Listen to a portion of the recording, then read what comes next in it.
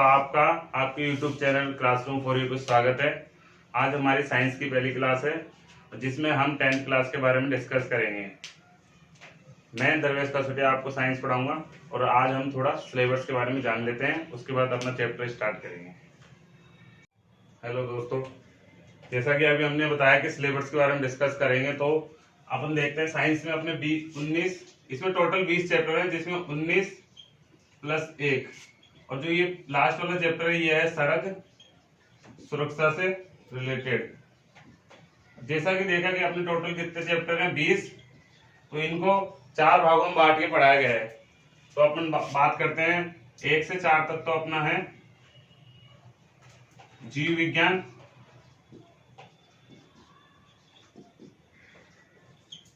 और 5 से लेकर 8 तक है अपने रसायन विज्ञान,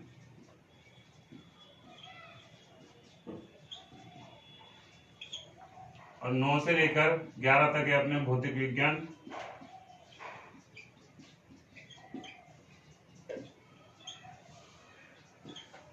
और 12 से लेकर 19 तक है अपने पर्यावरण विज्ञान, और लास्ट का चैप्टर है 20वां अपना सड़क सुरक्षा। तो अपन को इस फॉर्मेट में अपन को पढ़ना है। तो अपन सबसे पहले भौतिक विज्ञान पढ़ना स्टार्ट करेंगे। तो अब हम बात करेंगे भौतिक में चैप्टर नंबर 9, और जिस चैप्टर नंबर 9 का नाम है प्रकाश।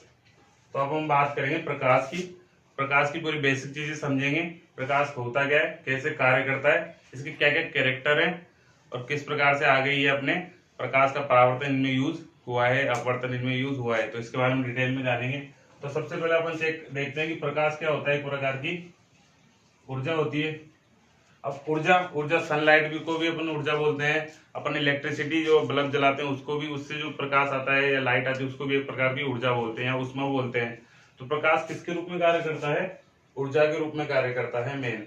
अब ऊर्जा के रूप में कैसे कार्य करता है, देखिए, अगर यदि किसी कमरे में अंधेरा है तो अपन को वस्तुएं दिखेंगी नहीं, तो वहां अपन या तो लाइट जलाते हैं या सनलाइट आती है। तो वो सनलाइट आ रही है जो अपन लाइट जला रहे हैं इलेक्ट्रिसिटी वाली, वो एक प्रकार की क्या है, ऊर्जा है।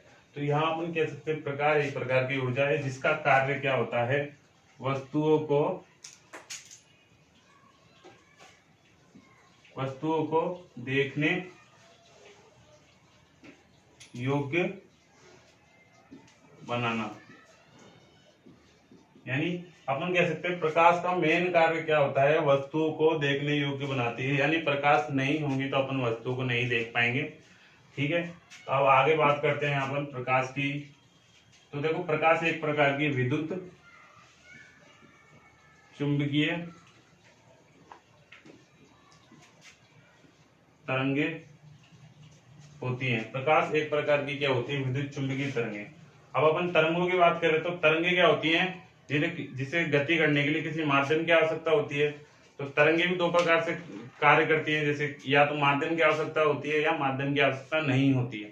तो माध्यम की आवश्यकता होती है तो माध्यम भी कई प्रकार के होते हैं, जैसे ठोस में गति करना, द्रव में गति करना या वायु में गति करना। तो विद्युत चुंबकीय तरंगे क्या होती है, ऐसी तरंगे जिन्हें गति के लिए माध्यम की आवश्यकता नहीं होती। यानी विद्युत चुंबकीय तरंगों को गति के लिए माध्यम की आवश्यकता नहीं होती। यानी अब जहां माध्यम नहीं तो उसे अपन क्या बोलते हैं, निर्वात बोलते हैं, वैक्यूम बोलते हैं। यानी निर्वात, यानी अपन कह सकते हैं विद्युत क्या है, विद्युत चुंबकीय तरंगे क्या है, निर्वात में गति कर सकती है। इसका मतलब यानी अपन कह सकते हैं जहां पर माध्यम ही नहीं है उसे अपन निर्वात ही तो बोलते हैं। और यानी विद्युत चुंबकीय तरंगे क्या कर सकती है, निर्वात में गति कर सकती है। तो यहाँ से ये निष्कर्ष निकलता है कि प्रकाश भी क्या कर सकती है, निर्वात में गति कर सकती है। यानी प्रकाश भी निर्वात में गति कर सकती है, अपन यहाँ से कह सकते हैं। अब मेन पॉइंट आता है कि प्रकाश की निर्वात में गति क्या होगी, यानी प्रकाश की निर्वात में चाल क्या होगी। ये किसने फाइंड आउट किया, रोमर नामक एक वैज्ञानिक थे जिन्होंने ये बताया कि प्रकाश की गति निर्वात में क्या होती है। यानी निर्वात में प्रकाश की चाल ये फाइंड आउट किया तो ये होती है 3 × 10⁸ मीटर पर सेकेंड, यानी 1 सेकेंड में 3 × 10⁸ मीटर ये चलती है। अब अपन इसको किलोमीटर में निकाले तो क्या करेंगे अपन, 3 × 10⁸ इसमें 1000 का भाग लगाएंगे और इंटू 1000 का भाग लगाएंगे इसमें, और ये हो जाएगा किलोमीटर पर सेकेंड। इसको आगे हल कर सकते हैं तो अपना आएगा 3 × 10⁵ किलोमीटर पर सेकेंड। अपन कह सकते हैं यानी किलोमीटर में चाहिए तो अपन क्या करेंगे, 1000 का भाग लगाएंगे तो 3 × 10⁵, यानी अपन बोल सकते हैं 3 लाख किलोमीटर पर सेकेंड ये गति करती है। ठीक है, तो अब आगे बात करें तो अपन इसका एक महत्वपूर्ण कैरेक्टर होता है कि प्रकाश हमेशा क्या करती है, सीधी रेखा में गति करती है। अब इसके एग्जाम्पल चेक करें तो क्या होता है, छाया का बनना, सूर्य ग्रहण और चंद्र,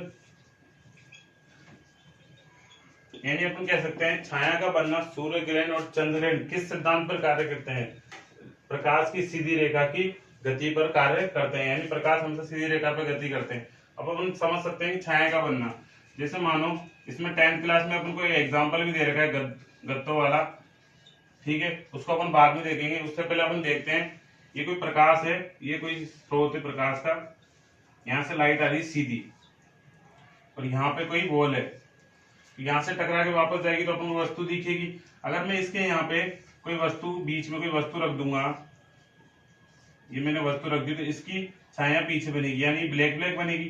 तो प्रकाश आगे गया नहीं, तो यानी प्रकाश जब सीधी रेखा गति कर रही थी, सीधी रेखा में गति कर रही थी, इस वजह से वो बॉल अपन को दिख रही थी, यानी बिल्कुल क्लियर दिख रही थी। अब अपन ने आगे कोई वस्तु रख दी तो प्रकाश आगे गया नहीं, तो यहाँ क्या बनी, छाया। तो यानी ये इसका एग्जाम्पल हुआ कि छाया का बनना मेन सीधी रेखा में गति का सिद्धांत पर कार्य करता है। ठीक है, अब आगे अपन बात करते हैं इसके बारे में और